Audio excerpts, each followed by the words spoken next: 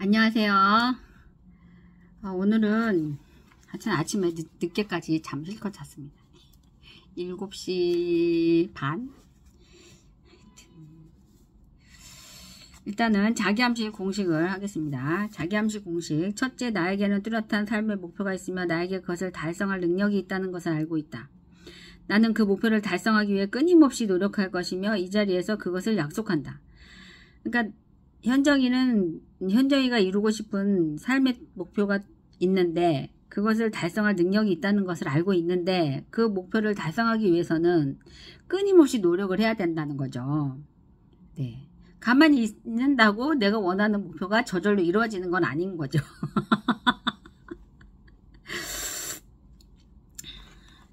둘째, 나는 내 마음을 지배하고 있는 생각들이 언젠가 내부적인 행동으로 표출되어 눈앞에 현실로 나타날 것임을 알고 있다. 따라서 나는 날마다 30분씩 장차 내가 되고자 하는 사람을 생각하는 일에 내 생각을 집중시킬 것이며 그럼으로써 내 마음속에 그 사람의 모습이 뚜렷이 그려지도록 할 것이다.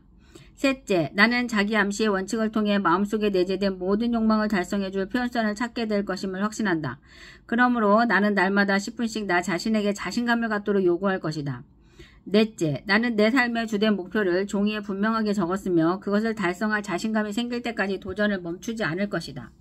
다섯째, 나는 어떠한 재산이나 지위도 진실과 정의에 기초하지 않으면 오래 지속될 수 없다는 것을 잘 알고 있으며 성공에 영향을 주지 않는 어떠한 행동도 하지 않을 것이다. 나는 나의 힘과 나를 도와줄 다른 사람들의 힘을 나에게 끌어들임으로써 성공할 것이다. 또한 나는 기꺼이 다른 사람들을 위해 일할 의사가 있으므로 그들에게도 나를 위해 일하도록 설득할 것이다. 나는 다른 사람들을 향한 부정적인 태도가 나에게 결코 성공을 가져다 주지 않는다는 것을 알기 때문에 모든 사람들에 대한 사랑을 키움으로써 내 속의 모든 증오와 시기, 부러움, 이기심과 냉소를 없앨 것이다. 나는 이 공식을 따르기로 서명하고 이것을 암기하며 신념 속에서 하루에 한 번씩 큰 소리로 읽을 것이다. 그러면 이것은 점점 내 생각과 행동에 영향을 주어 나는 자신감 있고 성공적인 사람이 될 것이다.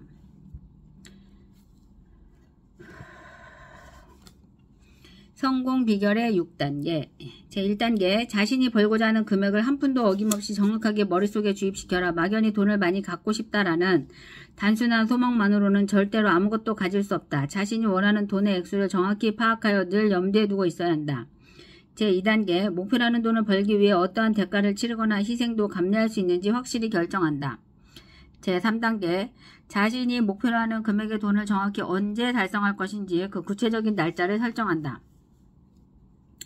제4단계, 목표 달성을 위한 구체적인 계획을 세워 즉시 행동으로 옮긴다. 이때 실천 준비가 여의치 않아도 상관없다. 당장 계획을 실천에 옮기는 것이 가장 중요하다. 제5단계, 자신이 목표라는 정확한 금액, 구체적인 목표 달성 날짜, 목표 달성을 위해 기꺼이 감내할 수 있는 희생, 구체적인 실천 계획 등을 간결하고 명확한 글로 정리하여 항상 볼 수 있는 곳에 둔다. 제6단계, 그 메모를 매일 잠자리에 들기 직전과 아침에 일어난 직후 등 하루에 최소한 2번 이상 큰 소리로 읽으며 성공 의지를 불태운다. 자신의 꿈이 담긴 메모를 읽으며 자신이 설정한 목표가 이미 달성됐다고 생각해야 하면 물론이고 굳게 확신해야 한다. 부자가 되기 위해서는 위에 6단계에 기술된 모든 사항을 철저히 이행해야 한다. 그 중에서도 특히 제6단계의 준수사항이 가장 중요하다. 사실 아직 목표라는 돈도 벌지 못했는데 이미 성취한 것처럼 생각하고 행동하라는 주문은 말도 안 된다고 불평할지도 모른다. 하지만 바로 여기서 가슴속에 뜨거운 열망이 대두될 필요성이 있는 것이다. 만약 부자가 되고자 하는 간절한 소망이 자신의 온 정신을 지배할 정도로 강하고 오랫동안 지속될 수만 있다면 목표 성취에 대한 자기 확신이 조금 더 어렵지 않을 것이다. 왜냐하면 부자가 되겠다는 단 하나의 목표가 있고 성취에 대한 확고한 결의가 있는 한 성공에 대한 자기 확신은 당연한 것이기 때문이다.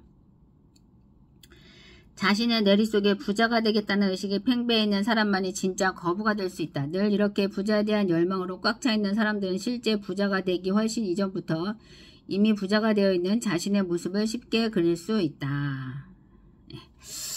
오늘은 특이점이 온다부터 읽어보도록 하겠습니다. 특이점이 온다. 엄청 두껍죠? 네, 제가 이런 책을 읽고 있습니다. 무슨 말인지 아는지 모르는지 그냥 읽어. 그냥 읽어. 그냥 읽어. 그냥 읽어. 예, 그냥 읽어. 이 세상에 어느 누구도 발명가가 자신의 지적 창조물이 성공하는 것을 볼 때 느끼는 전율보다 더 큰 전율을 느끼지는 못할 것이다. 읽는데도 이거 시간이 꽤 걸렸었죠. 사람들은 자기 비전의 한계를 세계의 한계로 생각한다. 아르투르 쇼펜하우어. 특이점을 처음으로 인식한 것이 언제였는지는 분명하지 않지만 혁신적인 인식이었다는 것만은 분명하다. 컴퓨터와 관련 기술에 몰두해온 지난 반세기 동안 나는 다양한 수준에서 목격한 끊임없는 격변의 의미와 목적을 이해하려 노력했다. 그러면서 차츰 21세기 전반을 뒤덮을 것으로 보이는 변화의 조짐을 어렴풋 하나마 인식하게 되었다. 우주 공간의 블랙홀이 제 사건의 지평선 쪽으로 물질과 에너지를 끌어당기며 그 패턴을 극적으로 변화시키는 것처럼 우리의 미래에 닥쳐올 특이점은 성적인 것에서부터 영적인 것에 이르기까지 인간의 모든 생활 양상을 점점 더 빠르게 바꾸고 있다. 특이점이란 무엇인가? 그것은 미래의 기술 변화의 속도가 매우 빨라지고 그 영향이 매우 깊어서 인간의 생활이 되돌릴 수 없도록 변화되는 시기를 뜻한다. 유토피아도 디스토피아도 아닌 이때 비즈니스 모델부터 인간의 수명에 이르기까지 우리가 삶의 의미를 부여하기 위해 사용하는 온갖 개념들의 변화가 일어날 것이다. 죽음도 예외가 아니다. 특이점을 이해하게 되면 지나간 과거의 의미와 미래에 다가올 것들에 대한 시각이 바뀐다. 특이점을 정확하게 이해하면 보편적 삶이나 개인의 개별적 삶에 대한 인생관이 본질적으로 바뀐다. 나는 이러한 특이점을 이해하고 그것이 자신의 삶에 미치는 영향을 고려하는 사람을 특이점주의자라고 부를 것이다. 나는 왜 많은 사람들이 이른바 수학 가속의 법칙, 기술적 진화가 생물학적 진화의 뒤를 이음으로써 진화의 가속적 속도가 유지되는 것이라는 현상의 명백한 결과를 쉽게 받아들이지 못하는지 알고 있다. 나만 해도 이것을 이해하고 인정하는데 40년이 걸렸고 아직도 그 모든 결과를 전적으로 납득할 수 있다고 말하기는 어렵다. 특이점이 임박했다는 판단의 기저에는 인간이 창조한 기술의 변화 속도가 가속되고 기술의 힘이 기하급수적으로 확대되고 있다는 인식이 깔려있다. 기하급수적인 증가에는 함정이 있다. 그것은 거의 눈에 띄지도 않게 시작하지만 우리가 궤도 변화를 눈치채지 못하는 사이 갑작스럽게 폭발적으로 증가한다. 이 장의 선형 증가와 기하급수적 증가 비교표 참조. 이와 관련해서 우화를 한 가지 들어보자. 어떤 사람이 호수의 물고기들을 관리하고 있다. 그는 며칠마다 2배로 늘어나는 수련잎들이 호수를 뒤덮지 않을지 지켜보는 중이다. 몇 달간 꾸준히 지켜보았지만 수련잎은 호수의 극히 일부만 덮고 있고 범위가 그다지 확대될 것 같지 않았다. 수련잎이 호수의 채 1%도 차지하지 않았기 때문에 그는 자리를 비워도 큰 문제가 없겠다고 판단하고 가족과 함께 휴가를 떠났다. 그러나 몇 주 후 휴가에서 돌아왔을 때 그는 호수 전체가 수련잎으로 덮여 물고기가 모두 죽은 것을 보고 놀라지 않을 수 없었다. 며칠마다 2배로 늘어나므로 마지막 7차례만으로도 전체 호수를 덮기에 충분했던 것이다. 7번 배가 되면 128배로 늘어난다. 이것이 기하급수적인 증가의 본질이다.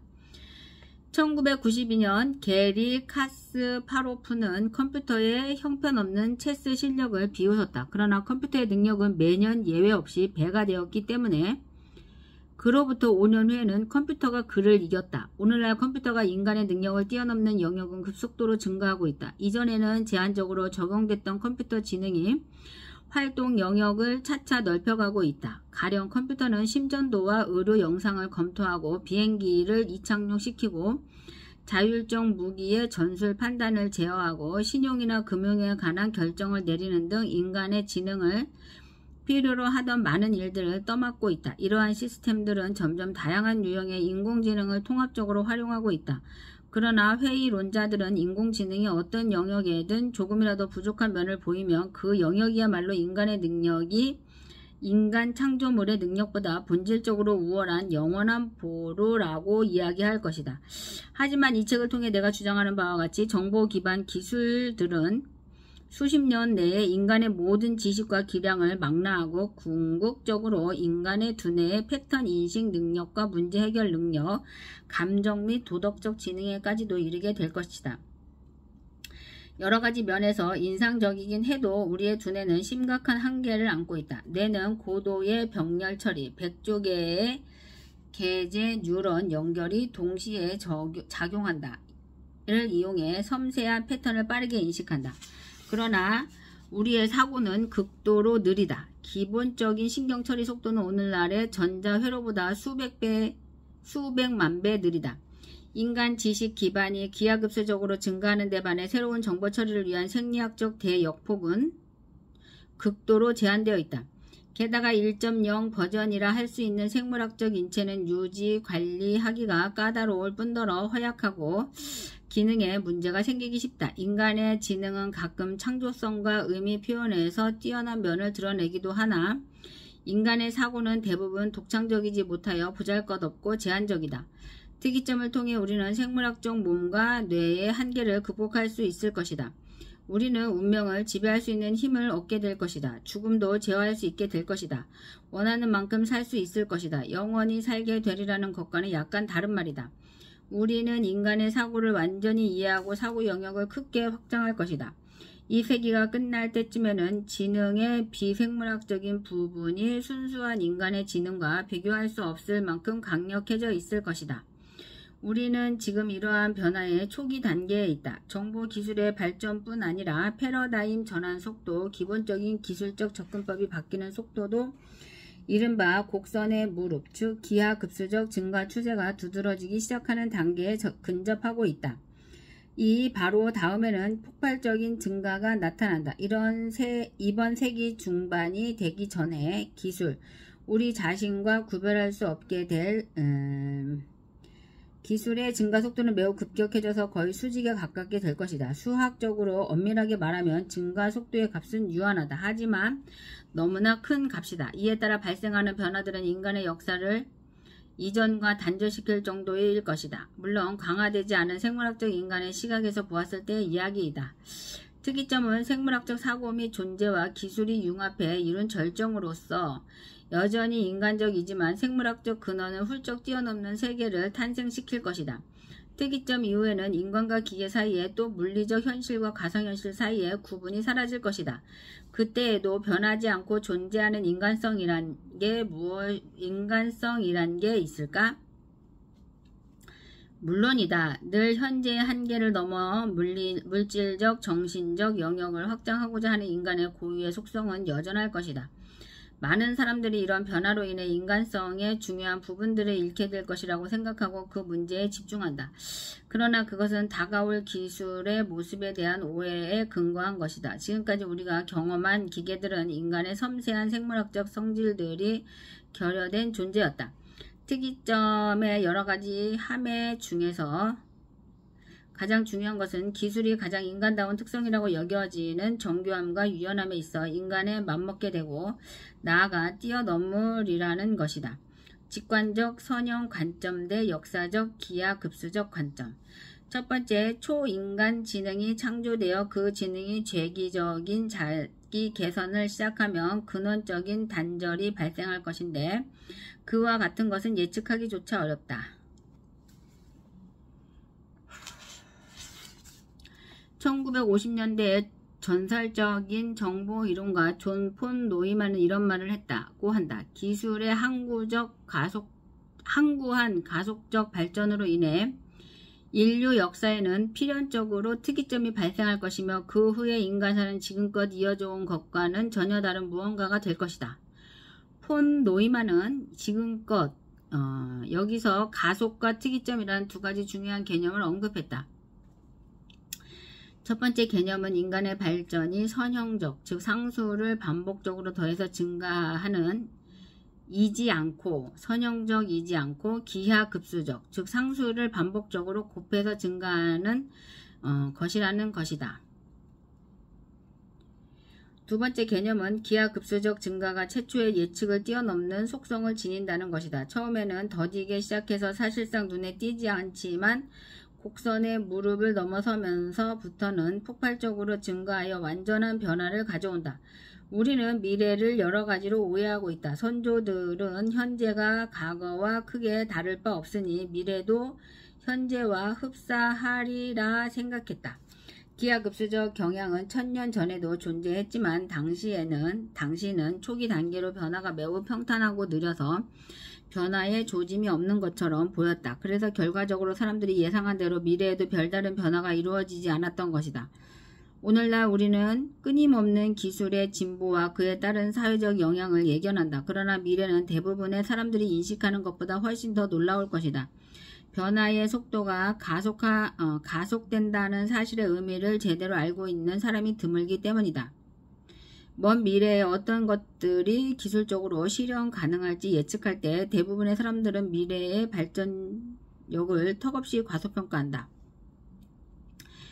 소위 역사적으로 확인된 기하급수적 관점이 아니라 직관적으로 느껴지는 선형적 역사관에 기반하기 때문이다. 다음 장에서 자세히 설명하겠지만 패러다임 전환의 속도는 10년마다 2배씩 증가해왔다. 20세기 내내 그렇게 차츰 증가해서 오늘날의 발전 속도에 다다른 것이다. 2000년도의 발전 속도로는 20세기 내내 성취한 모든 것을 단 20년 만에 해치울 수 있을 것이다. 그만큼의 발전을 이제는 또 14년 안에 2014년까지 이룰 수 있다. 그 다음에는 7년 안에 해낼 수 있을 것이다. 다시 말해 21세기에 우리가 이룰 기술 향상은 100년의 분량에 국한되지 않을 것이다. 대략 2000년간의 발전을 현재의 발전 속도를 기준으로 측정했을 때 혹은 20세기 내내 이룬 것보다 1000배 더 큰 발전을 목격하게 될 것이다. 미래에 대한 오해는 여러 곳에서 흔하게 등장한다. 일례로 최근에 내가 분자 제조의 실현 가능성에 관한 토론에 참석했었는데 노벨상 수상자인 한 토론자가 100년은 있어야 자기 복제하는 나노공학적 개체 분자 수준에서 만들어진 기기를 보게 될 것이라고 하면서 나노기술의 안전성에 관한 논의를 마무리 지어버렸다. 나는 현재의 발전 속도 20세기에 우리가 보았던 평균 변화 속도의 5배가 지속된다고 할 때 나노기기에 필요한 기술 발전 시간을 추측한다면 100년이 합리적인 예측이라 인정했다. 그러나 문제는 발전의 속도 자체가 10년마다 배가 된다는 것이다. 따라서 현재의 발전 속도로 한 세기가 걸릴 발전을 실제로는 25년이면 이룰 수 있을 것이다. 2003년에 타임지가 DNA 구조 발견 50주년을 기념해 개최한 미래생명학회에서도 마찬가지였다. 초대 연사들은 모두 지난 50년의 발전에 기대어 앞으로 올 50년의 모습을 그렸다. 가령 DNA를 발견한 제임스 와트스는 체중 증가 없이 원하는 만큼 먹을 수 있게 해주는 약이 50년 내에 개발될 것이라고 했다. 나는 반박했다. 50년이라고요? 우리는 이미 쥐실험을 통해 지방세포의 지방 저장을 제어하는 지방인슐린 수용체 유전자를 차단함으로써 실현 가능성을 확인했다. 현재 인체에 사용할 약이 5장에서 다룰 여러 기술들 및 RNA 간섭을 이용해 개발 중이고 몇 년 안에 미국 식품의약청 임상시험을 받을 것이다. 50년이 아니라 5년이나 10년 내에 가능해질 것이라는 말이다. 다른 예측들도 다음 반세기에 다가올 큰 변화를 읽지 못하고 현재의 연구 결과만을 반영한 근시안적인 것들이었다. 학회에 참여한 모든 사상가 가운데 미래의 기하급수적 현상에 주의를 기울인 사람은 빌 조이와 나뿐이었다. 그러나 8장에서 이야기하겠지만 이 변화의 의미에 대한 해석 면에서는 조이와 나의 의견이 갈린다. 사람들은 직관적으로 미래에도 현재의 발전 속도가 계속될 것이라고 생각한다.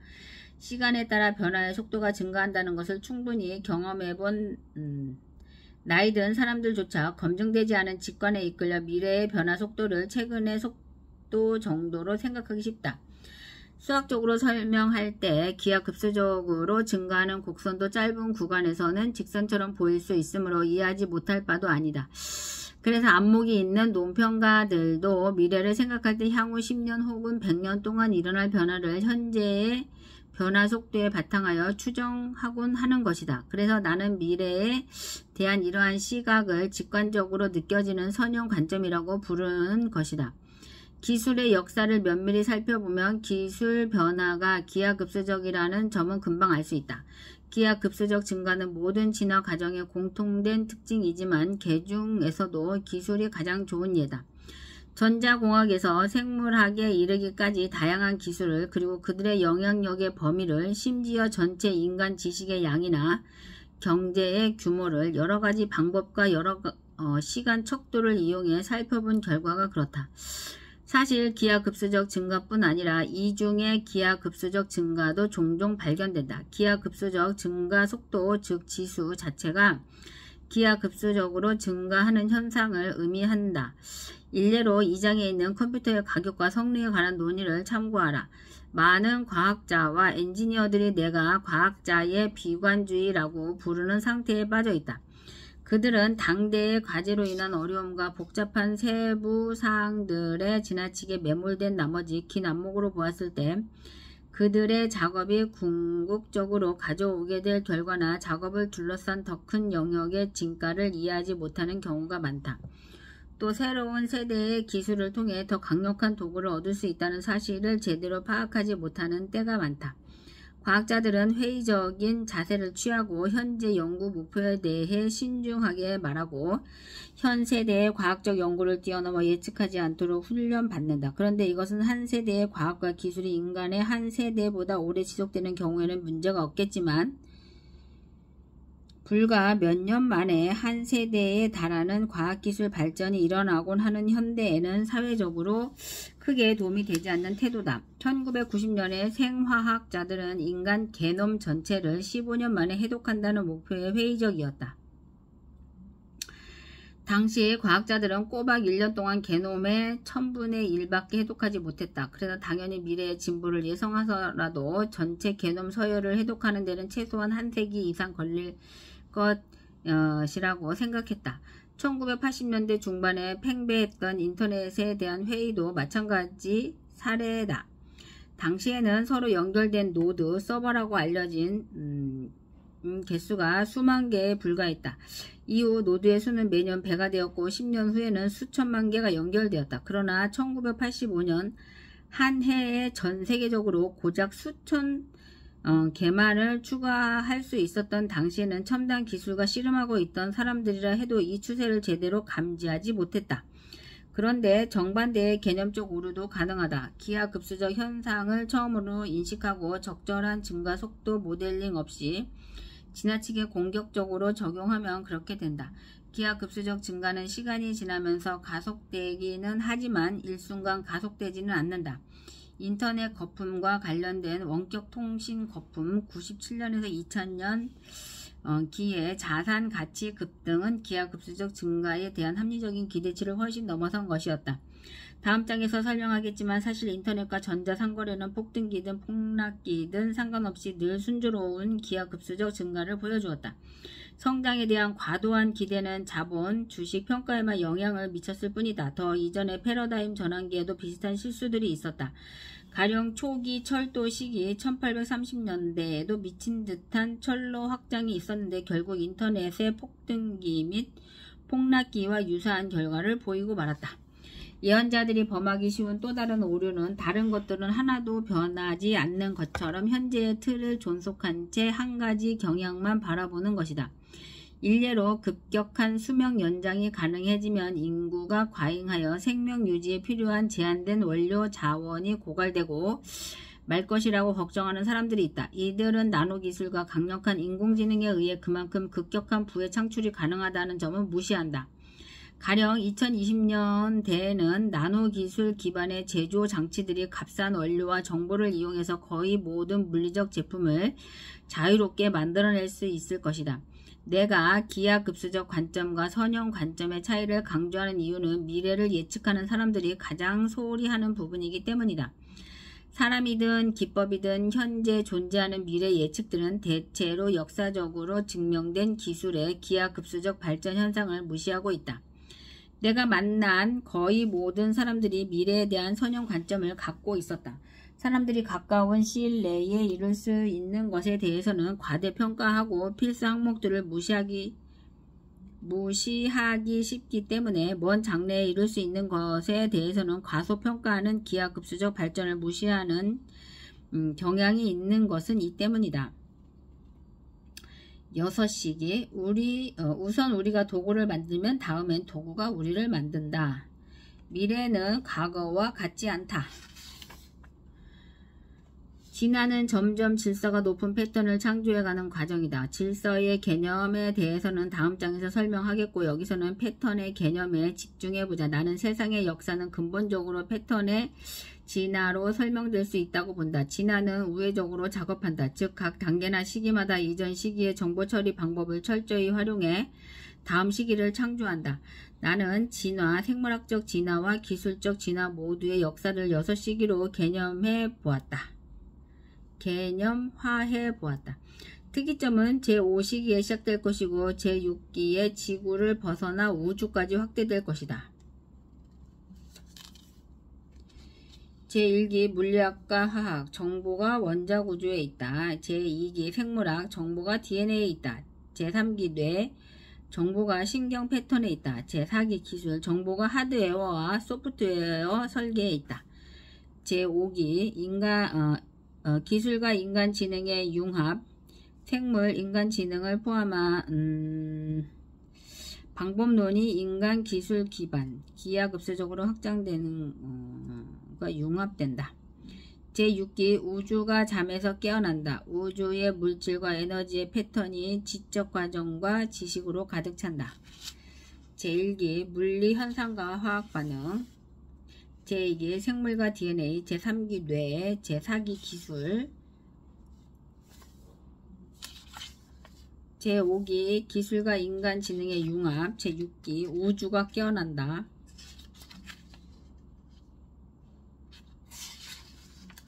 특이점이 머지않다. 모든 것이 달라질 것이다. 아니 정말 완전히 달라질 거라니까요. 마크 밀러, 컴퓨터 과학자가 에릭 드렉슬러에게 1986년경.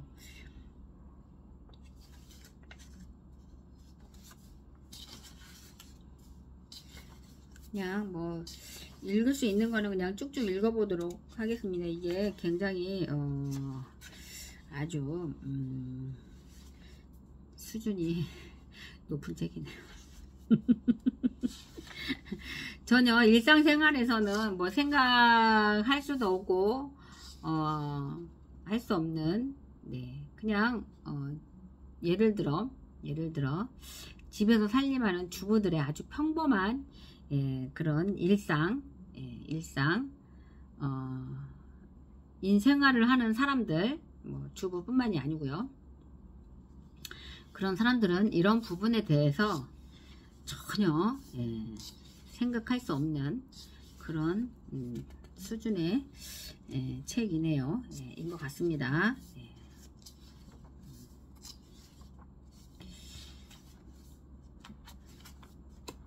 그래서 오늘은 일단 여기까지 읽겠습니다. 좋은 하루 되시고요. 네, 오늘 하여튼 축하드립니다. 우리 블록 매니아 축하드립니다. 잘 되실 겁니다. 감사합니다. 구독, 좋아요 눌러주세요.